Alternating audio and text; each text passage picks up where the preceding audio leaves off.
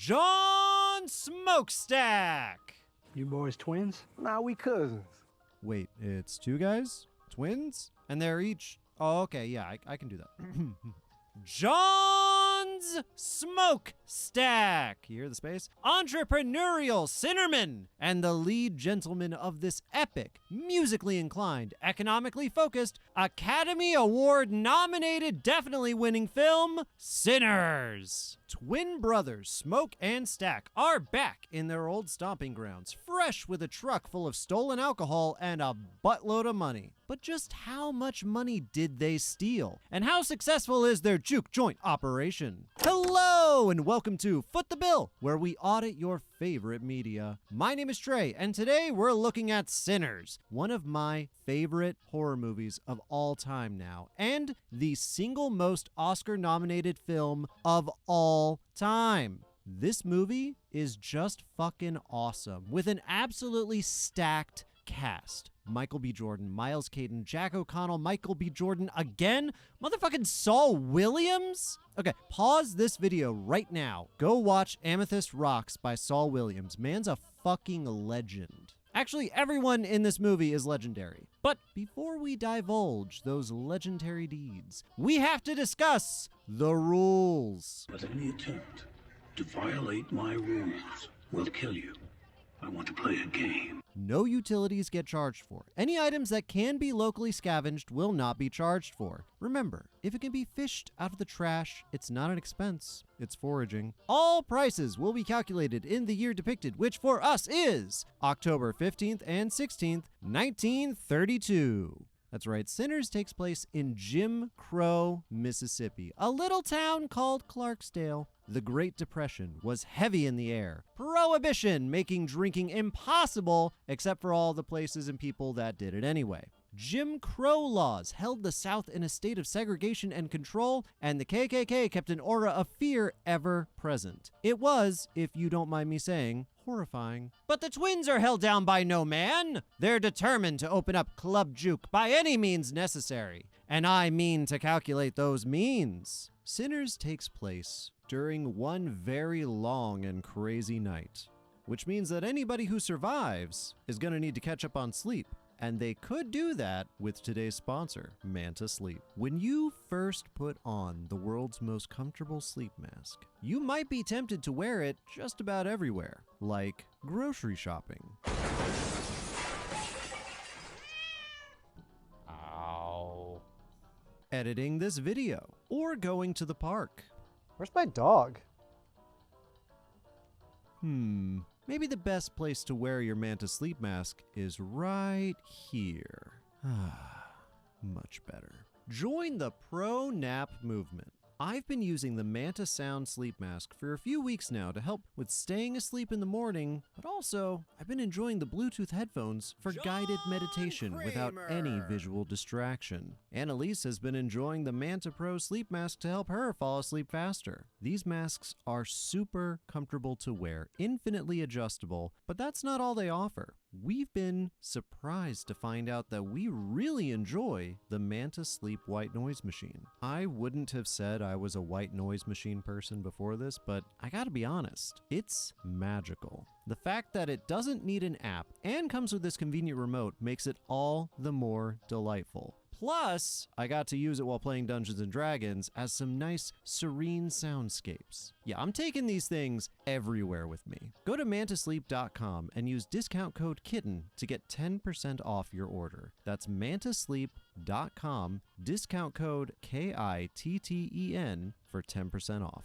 Thanks again to Manta Sleep for sponsoring this video. So, can Smoke and Stack swindle snacks so slacks can slingshine and shindig their souls into the stars? Or do their debts divulge thefts, digging deep into demonic threats, unable to dodge the dawn of the thirsty think tank? Let's find out! The movie begins with a flash forward to a very awkward Sunday morning mass. Sammy, that's Sammy, is driving up to his father's church looking a little worse for wear. Sammy, you look like you were attacked by a werewolf, or perhaps a Frankenstein's monster. I can't imagine anything else leaving those marks on your face. We then flash back to a day prior. It's dawn, and most of the sharecroppers are getting a head start on their cotton quotas. You know, I grew up in the South, hopping back and forth between Texas and Mississippi, and one of the things that stood out to me in elementary school was when they took us to a cotton farm to experience the living history of picking cotton. Guess what? Picking cotton sucks. But Sammy's not picking cotton, he's picking guitar, if he knew where it was. Elsewhere, Smoke, that's Smoke in blue, is waiting in the hot October sun alongside Stack, that's Stack in red. The twins are portrayed by Michael B. Jordan and are waiting outside a well-worn woodmill for the proprietor to arrive, who is currently late. Also, those circling vultures in the background are ominous. God, I hope nothing bad happens. Finally, the fat white guy arrives. You hogwood? Hogwood, that's Hogwood, because of course that's Hogwood, oozes with racist sleaze. But he is the owner of the mill the twins are keen to purchase. You see, the twins... Nah, we cousins. Smoke and Stack intend on opening up a juke joint, Club Juke. And this old mill happens to be the perfect spot. So they offer to buy it, but not just it, the whole it. The mill, the equipment, and the land that it's standing on. With a little extra to keep the clan off their backs. Clan don't exist no more. So we've got quite a bit to discuss budget-wise already. Let's back up and talk about the car, because that is a very nice car. What kind of car is it? Why, it's a 1919 Dodge Brothers Model 30 touring car, and I'm inclined to believe the twins bought that car to facilitate their trip south. You see, the twins haven't been in town for a while. They've been in Chicago working for Al Capone, doing what Jordan describes as undercover wet work. They were doing jobs that Capone didn't want to do themselves because they would know it was from Capone. Honestly, that full interview is fantastic. I'm gonna link it down below. Anywho, circling back to that car. That car is a getaway vehicle. I hypothesize that the twins purchased that vehicle on their way out of Chicago as a means to expedite their journey back to Mississippi. That vehicle retailed for $785 new. Woo! But it was new in 1919. So how much would it cost in 1932? Well, Kelly Blue Book didn't answer my calls, but I was able to dig around some very old copies of their famous little Blue Book and estimate a value of around $50 for such an old vehicle on the road. Pretty good deal given the car's condition. But they are on the run and need to get out quickly. And as we'll see, the twins are not opposed to throwing money at problems. So tack on another 100 or so to help grease the wheels, so to speak. Next up, the mill. Oh boy, the mill. Okay, see, this is tricky because we're not just talking about a building being sold. Hell, we're not even just talking about the building, the machinery, and the land. We're talking about two black men in Jim Crow, Mississippi during the Great Depression buying a mill, the machinery, and the land underneath it from a white man in Jim Crow, Mississippi during the Great Depression. So the real question becomes, how much money do you spend to make sure a sale goes through and the other side doesn't back down? Well, the land itself would have been valued at roughly $100. We know this thanks to this epic tome with a catchy title, Farm Real Estate Values in the United States by Counties, 1850 to 1982. Wow, I wonder what's inside. Data, it turns out. It's cool though, because you can actually see the inflation of the Great Depression hit land prices. See? Prices go up, up, up, up to 1920, and then they just kind of taper down when everybody's losing everything they own. Using 1930s prices, and knowing that Clarksdale is in Coahoma County? Quamhome? We'll go with the first one. We can see it comes to $105 in 1930. Close enough for our purposes. According to this survey data, that price includes the building as well as the land, but the twins know better, so they throw in an extra $20 for the mill. Buying equipment keeps the clan from having to move anything off-site and keeps eyes off the building. Speaking of, there's no historic data that I could dig up on what your average clan payoff would have been in 1932. But with the twins already paying close to $150 for the property, sliding another $150 into the satchel feels just fine. Hopefully it works. Hogwood looks convinced. A racist piece of... Oh, damn. Sammy, meanwhile, has found his guitar at his dad's church. Jedediah, that's Jedediah, feels inclined to give Sammy a stern moral talking to. You keep dancing with the devil. One day it's gonna follow you home.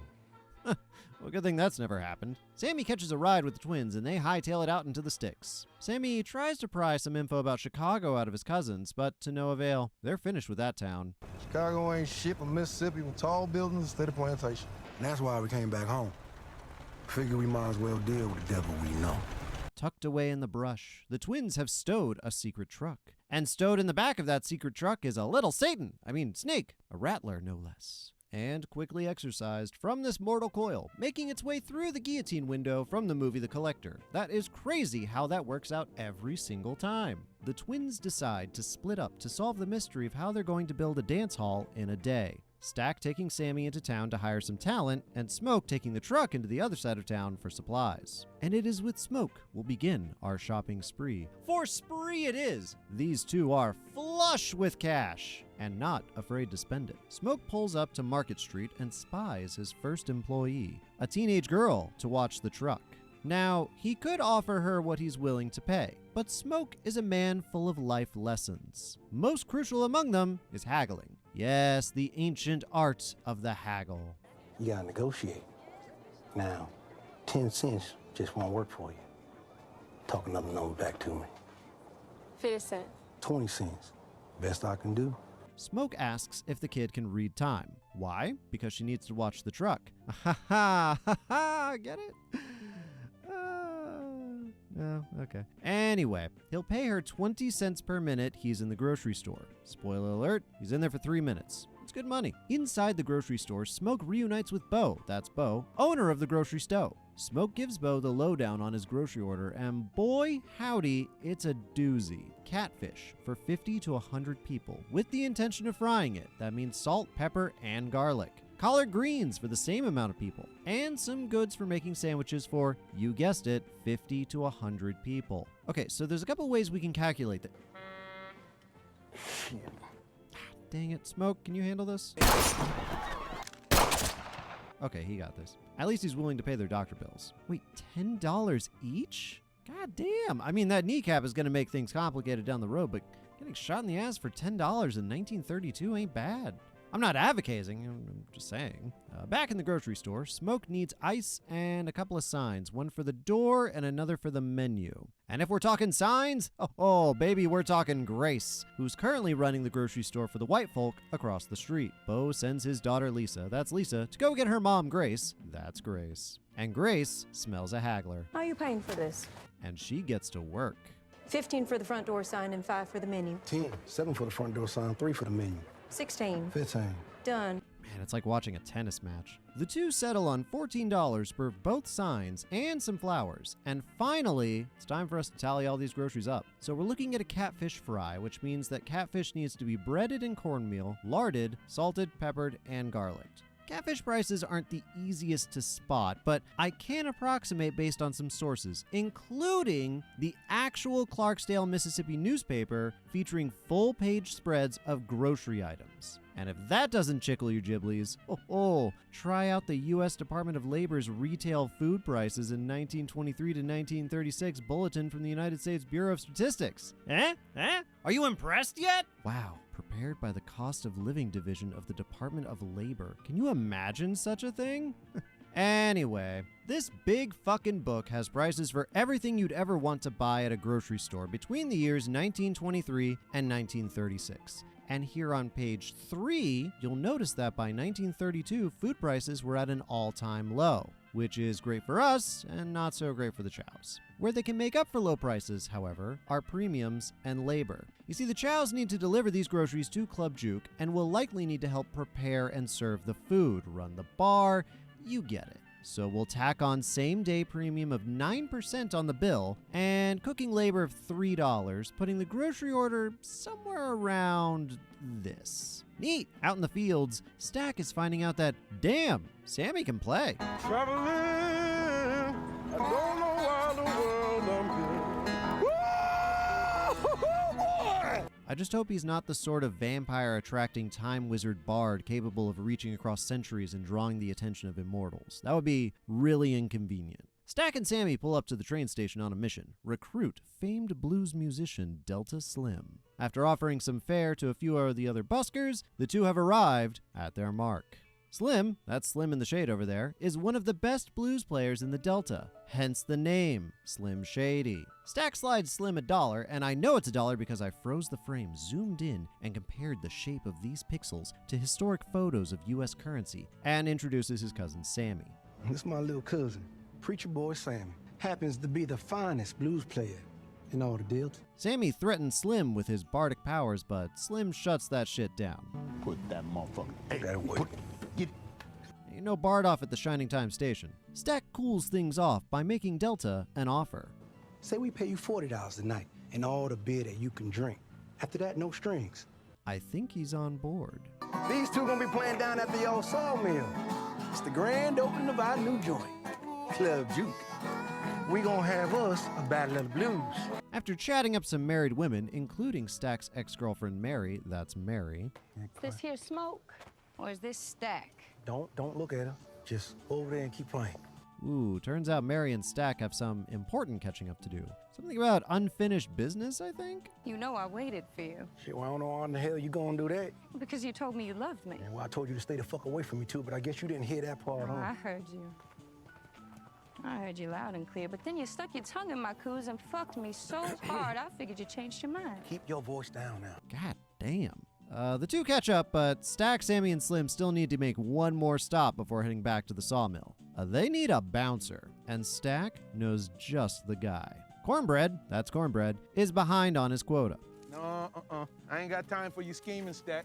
Behind on my quota. See? But Stack has other plans for Cornbread. He needs Cornbread, and Cornbread needs money. More accurately, Cornbread's wife, Therese, that's Therese, needs money. And wouldn't you know it? Well, how much money are you talking about paying him? Oh, Cornbread's on board. Out and about, Smoke has moved on from grocery shopping and is putting those flowers he bought to use. He lays them at the grave of a child, his child. In the doorway, Annie, that's Annie, greets him. How you been? No misery's worth complaining about. Smoke tells her about the wind that blew him back into town. Plans to open a juke joint tonight. No, we through with Chicago. Chicago through y'all.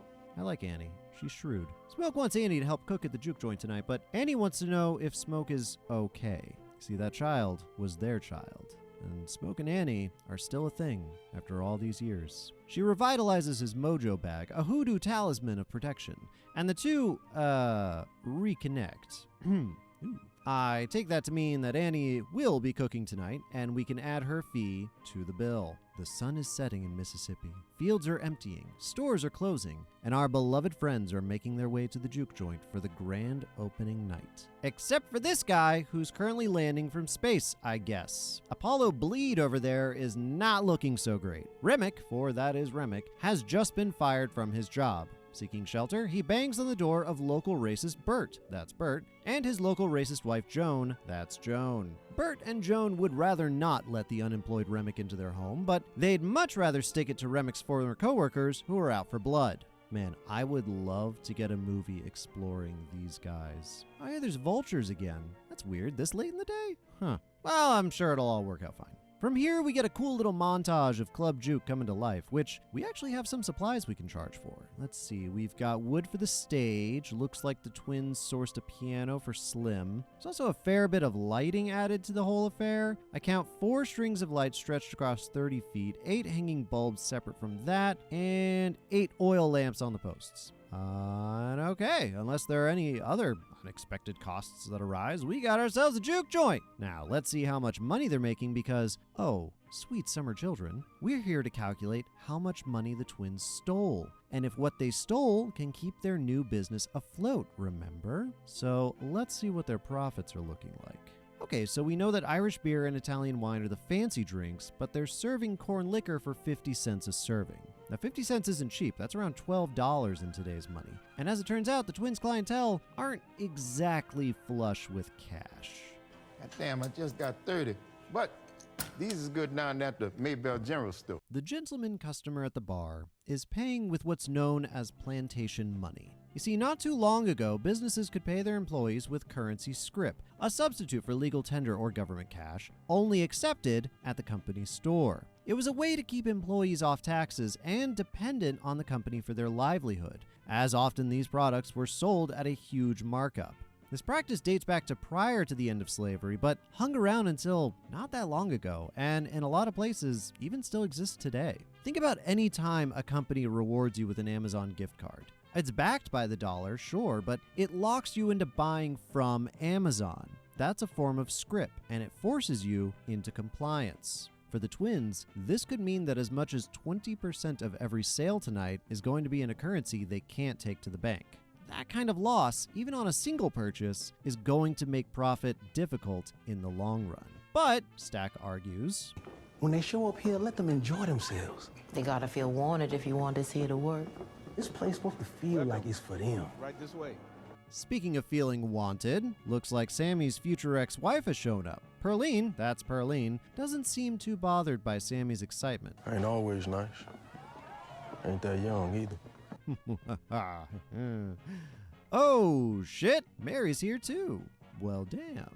Oh, Cornbread isn't sure if he should let her in. And you know what? That's also worth talking about. This movie takes place in 1932, a time when safe places for Black Americans were limited to maybe church and not much else. Anywhere and everywhere they could be targeted for harassment, persecution, for no reason at all other than being Black. So having establishments that could hold people at the door were important. It meant safety in a very literal sense. And so we come to Mary. Hey, what are you? What am I? I'm a human being. Mary is part Black, as she explains. My mama's daddy was half Black. And you see, the really cool thing about being mixed race is that you're never quite enough of one thing to be completely welcome with either part. My wife, the editor of this video, is mixed, and it has made moments of her life complex, to say the least. And so, we come back to Mary. Too white for one club, too Black for the other. Mary grew up with the twins. Her mom was their mom. They were a family until they got old enough that suddenly it mattered what shade of human they were. It didn't stop Stack and Mary from falling in love, but it prevented them from having a life together. Stack wanted her to be safe. He didn't want her to be treated like he would inevitably be treated. I didn't want to be white. I wanted to be with you. I just want to keep you someplace safe. And I was never going to be here. And I was never going to be with me. It doesn't matter how safe you are if you can't be happy. And I think that's why, at this time, the blues was such an important movement. It was, in its own way, a house one could feel safe in. It spoke to those complexities, the nuances of life, of sorrow and of loss and of having lived. And when Sammy makes it to the stage to perform, he tells us as much. They say the truth hurts, so I lied to you. Yes, I lied to you. I love the blues. In an aside, Slim explains the history of the blues to Sammy, its origins in Africa, in spoken word history, in the collective ritual of dance and rhythm, a means of sharing history, culture, and yes, magic. It's magic what we do. Sammy's music has a magical appeal to it. It pierces the veil of the past and the future, bringing visions into the room with him. He plays alongside his ancestors and his descendants. Around the room, the music swells and fills everyone, transforming the juke into a timeless moment that bridges everyone who can hear into a cosmic collective. Everyone, including REMMICK. That's right, REMMICK's back and flush with cash, delicious golden cash. And he and his kind friends just want to come inside and enjoy some libations. We happen to be musicians and we walked here, so we hungry as dogs. Woof, woof. Yeah, that's great, guys. Just great. I don't know if you fit the vibe. Y'all clean? Sir. Well, no, we believe in equality. Okay, so what else you got? Hold on. Just a minute. I was just about to get good. Yeah, I don't think the twins like honky tonk. But we're gonna walk real slow. Just in case y'all change your mind.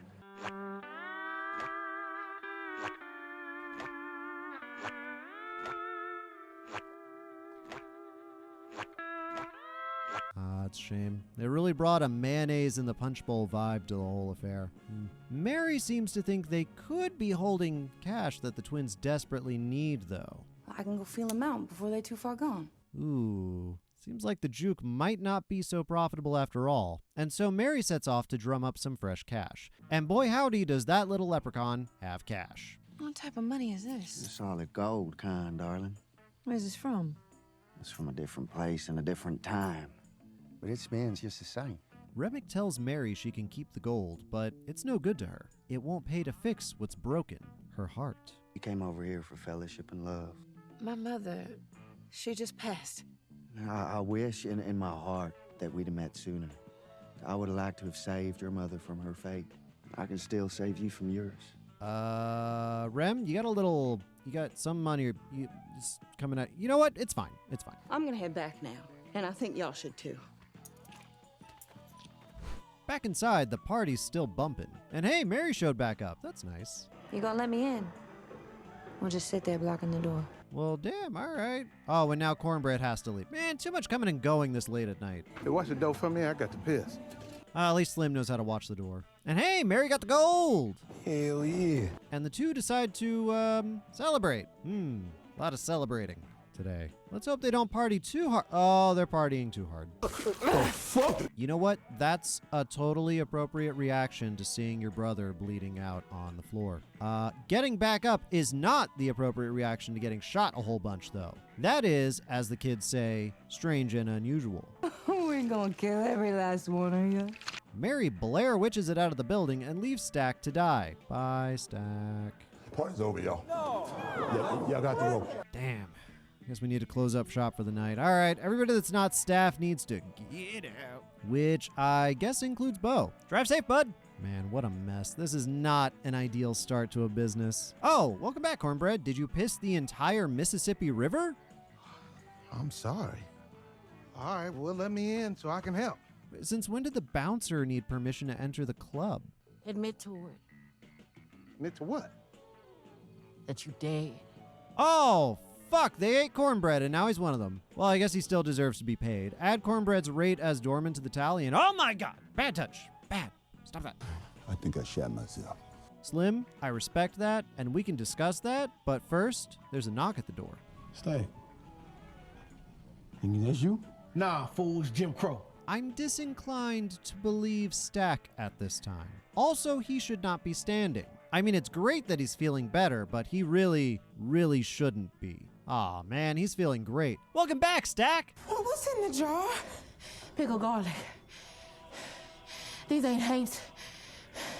They vampires. Oh, I knew it! Vampires! All enterprising businesses attract vampires. I told you, it's the money, capitalism, greed, all vampires. We get a little we're gonna fight the vampires montage until singing can be heard from outside. Evidently, the vampires are super into Irish music and are in the middle of the sickest, fiddliest mosh pit you've ever seen.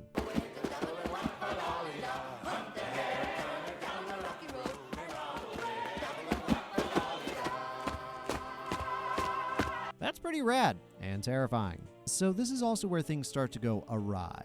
Further awry? Awryer.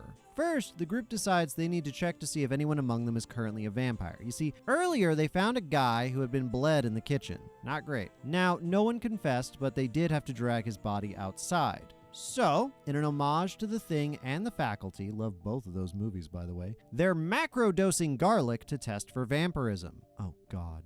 Oh no, not Slim. Slim, no, please. Slim, how could you? Oh, wait, it's just acid reflux. I'm fine. Yeah, no, I get that. But wait, if no one's a vampire, then how'd that guy get his... Oh...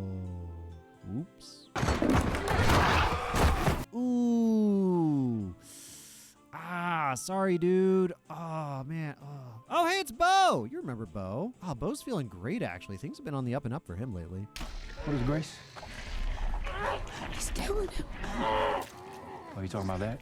Nah, man, she's talking about how Cornbread's hat stays on so well. Of course she's talking about how you know what? He's a vampire. It's fine. Grace, let's not freak out about this whole thing. Come on in, you motherfucker! Okay, fine. Dang it. Cue the epic fight scene music. Fucking. The movie goes from widescreen to full screen. Grace burns alive, staking her husband in the chest, while Smoke and Annie stake a guy on the bar. Annie then splashes Remmick with garlic water, who then realizes that Remmick is the key to stopping all of this. They feel his pain! When, oh no, Stack bites Annie. Oh, Smoke is not going to like that. Remmick tackles Smoke, but Perline shoots him off, allowing Smoke to get to Annie. There's no saving her. Smoke has to do what he promised. He has to kill her and let her reunite with their child. Annie's death shakes the party, and Slim hurries the few survivors upstairs. He offers himself as bait to allow them to escape. I don't think this changes his rate because I'm pretty sure they paid him before the show. I certainly got that impression from Stack. Oh shit, it's Remmick! Sammy! Oh, I forgot he could fly! Oh, fucking Stack just tackled Smoke. Ah, jeez. Oh, it's fitting that the only thing that could take down acting powerhouse Michael B. Jordan is acting powerhouse Michael B. Jordan. The survivors collude to stab Remmick, but it's not deep enough, and he kills Perline in recompense. Ah.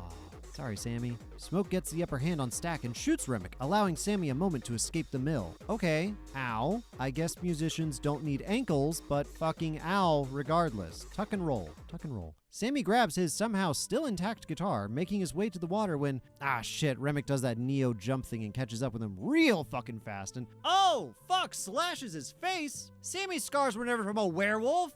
Ha! Only an idiot would have thought that. It's me. I'm idiot.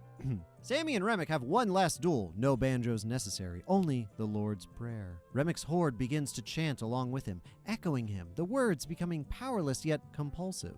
Long ago, the man who stole my father's land forced these words upon us. I hated those men, but the words still bring me comfort. What a powerful perspective. Maybe it's enough to convince Sammy to become an immortal blues-playing vampire. It's certainly enough for Remmick to start baptizing Sammy and his soon-to-be on death. But what's this? Sammy comes in with the guitar! Ooh, that's gonna leave a mark. Yeah! But wait, it's Smoke with the stake into Remmick, holy fuck! The vampire horde swirls with pain, reeling. Remmick begins to crumple as the dawn rises, a fiery tornado lifting into the sky. As the day lightens, Smoke gives Sammy the keys to the car, saying, Go on and bury that fucking guitar. But Sammy can't do that. This guitar is an heirloom. It belonged to Charlie Patton, the father of Delta Blues, which was apparently a goddamn lie concocted by Stack. Lying son of a bitch. That's our daddy guitar. To the bitter end, eh? Sammy drives the car back to church, his father's church, in the midst of his father's sermon. Outside the mill, Smoke is struggling to roll a cigarette, something his brother always was there to help him with. We reflect on the day, not but a few hours prior, reminiscing on how the mill was turned into Club Juke, if only for a night. We see a labor party arrive to build the stage and install the lights. Wait, we see a labor party arrive to build the... Ah, shit, we need to build that! Okay, so your average labor party for a day is gonna charge around $1 per man for a day's work. But this needed to get set up quick, so we can adjust that to be $1.30 per man for the evening's work. I count a dozen guys, so add $15.60 to the bill. Just sneaking in here with those last-minute purchases. I know your games. It's broad daylight when Hogwood arrives back at the mill, armed and accompanied by day-clothes clansmen, who Smoke proceeds to absolutely mow the fuck down. And you know what? Good. Smoke, himself shot, sees Annie and their child, and drifts into the afterlife with them. Sammy, still in his father's church, hears his dad's pleas to put the guitar down, but he can't. Destiny has touched him, shown him a path, and no matter the pains in his soul, he would feel worse if he didn't share that pain. Sammy drives off with the neck of his guitar, body slashed and covered in blood, into the future. The credits roll over a new scene. It's 1992, 60 years post the events of that night in Mississippi. Sammy is old now, a career musician, settling into his twilight years, owner of his own club, Perline's. Last call hits and two guests wait at the door. Sammy recognizes them immediately. It's Mary and Stack. They survived the night under one condition. How? He made me promise to stay away from you. Let you live out your life. Stack offers Sammy that oh-so-tempting elixir of life, but he's lived, man. Lived more than enough. Stack concedes, but asks one final favor. You see, Stack's been a fan of Sammy's since the earliest days. He owns every one of his records, CDs, tapes, you name it. But nothing compares to the real thing once you've had it. How about it, Sammy? You still got the real in you? Sammy opens his guitar case, revealing the genuine thing, his Club Juke guitar, restored, waiting to be played. And as he plays for the two of them the songs of their youth, Sammy confesses. Maybe once a week, I wake up paralyzed, reliving that night. But before the sun went down, I think that was the best day of my life. Was it like that for you? No doubt about it. Last time I seen my brother, I love you. Last time I seen the sun. And just for a few hours, it was free. The movie ends reminding us what all dreamers are, sinners. Now, you may be thinking to yourself, that price in the corner of the screen seems low. And you're right, that's everything they spent in one day, but it's not how much the twins stole. Now, thankfully, they told us exactly how much they took. I tallied the till. So what's the projection? 2 months, and we out of first cash. And now we get to talk about math. Smoke and Stack are divvying up the profits for the evening, which is probably nearing its peak. Everyone who's eaten has eaten. Everyone who's bought a drink has bought. This is also what their busiest nights will look like. So consider tonight's profits an all-time high for the business schedule, because juke joints are not on a 7-day-a-week venture. Historically, juke joints were open Thursday night to Sunday night, with peak occupancy on Saturday nights. Tonight happens to be a Saturday night and peak occupancy. Smoke and Stack are calculating 2 months of operations. So we need to figure out how much they're making and spending over the course of 2 months, Thursday through Sunday. We can break down the cost associated with operations into 3 key categories: music, food, and labor. On a peak Saturday night, the twins are spending $40 to pay musicians, $14.76 on food, and $8 on labor to staff the kitchen and bounce the door. Total, a night of operation costs $62.76 on a Saturday.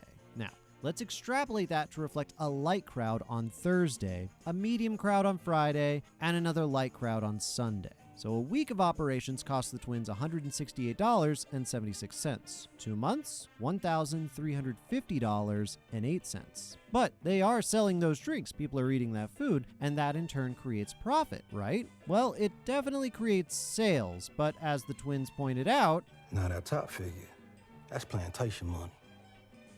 That bottom figure, that's real dollars. Not all of their customers are paying in American currency. More than a few are paying in plantation money, scrip. Now, we don't know the exact percentage of sales in scrip, but we can estimate based on our purchase that we saw. So let's say 2/5 of all sales are in plantation money, meaning every sale that should be making money back in the twins' pocket is only 3/5 of what it should be. So what do those sales look like? Well, by George, we've got a menu to work off of. We know corn liquor is 50 cents, and it's likely that the Italian wine and Irish beer would be sold at a premium. Likewise, Mary ordered Sammy a whiskey, so that's also on the tab. We can put that at the same price as corn liquor. For food, it's a little bit fuzzy, but the menu lists just about everything that was on the grocery order. Brisket for 17 cents, fried fish and ham cheese for 15 cents a pop, and cornbread and collard greens for 5 cents each. Now, the important thing to remember about running a business, particularly a bar, is that not every customer is going to be buying food and drink. You can hope they do, but in all likelihood, only a certain percentage of your customer base is going to be buying in. If Club Juke saw 200 people on Saturday night, with a fraction of that on other days, and only a percentage of those people bought items, and 20% of those purchases are with plantation money, we're looking at an actual sales breakdown of approximately $127.60 per week, or $1,020.80 over the course of 2 months, which would be great, except it's in the red. If we add it all together, the cost of the opening night and setup, 2 months of operations, 2 months of profit losses, we get an idea of just how much the twins stole from Al Capone. In total, the twins may have stolen approximately $2,289.47. Adjusting for inflation, that's around $55,989.07 in 2026. Now, while that might not seem like a lot, you try stealing 55 large from a gangster and tell me how it goes. Now, this doesn't take into consideration the value of the Irish beer and Italian wine the twins walked away with. nor the value of the truck which contained it, but Stack does mention he's got 500 bottles of Irish beer when first recruiting Delta Slim. The price of a bottle of beer during Prohibition isn't exactly one kept on the record, but if we used our menu prices from earlier, we can increase the total value of stolen goods to over $3,000, or closer to $76,164.48 in 2026. Now your crime boss is very upset, but hey, the movie ain't called Innocence, is it? But what do you think? Do you think the twins got away with more? Do you want to see a prequel of them tearing it up in Chicago? Maybe Remmick followed them down south. Or we could follow Remmick and his Choctaw vampire hunters. Or what if when Sammy went to Chicago, he has to deal with Capone and like Stack is there kind of keeping him off his back? What if vampires killed Al Capone? Huh? Yeah? I don't know. I think that'd be rad as hell. I want to give a huge thank you to my wife, Annalise, for editing this video. I'm reaching to touch her while she's editing another video. I got her. I did it. We are a two-person team with two-person time on our hands. And that's why we also want to give a huge shout out to everyone who's a member on YouTube and Patreon. You're our producers. You're making our silly cat meme dreams come true. And we're so happy you're along for the ride with us. Extra special shout out to members of the feet tier. No feet pics with this tier yet, but I will shout your internet name out for all to hear. Next up on the to-do list is the ever pushed back Michael Douglas thriller, The Game, as well as some Level With Me projects and our super secret script secret series. Ready to see us flex our cat memes as far as we can while we recreate deleted scenes from famous movies?